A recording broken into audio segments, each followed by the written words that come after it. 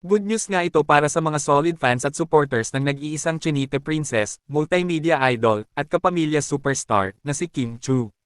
Dahil nga sa anunsyo ng kapamilya journalist at showbiz insider na si MJ Felipe sa kanyang Facebook account, na nominado muli si Kim Chu bilang Best Actress sa lead role na ginampanan niya sa hit view series nila ni Paolo Avellino na What's Wrong with Secretary Kim PH sa prestigious Asian Television Awards 2024. Madaming ng fans and supporters ang nagpahayag ng kanilang labis na kaligayahan para sa isa na namang achievement ni Kim Chu, na talaga nga namang deserving talaga na maparangalan dahil sa napakahusay na pagganap niya bilang si Secretary Kim.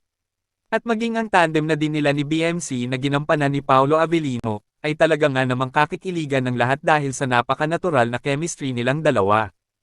Sunod-sunod nga daw ang mga parangal at achievements na natatanggap ni Kim Chu, at maging ni Paolo Avellino.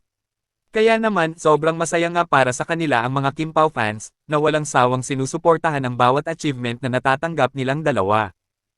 Kayo, anong masasabi nyo tungkol dito? Just comment down below.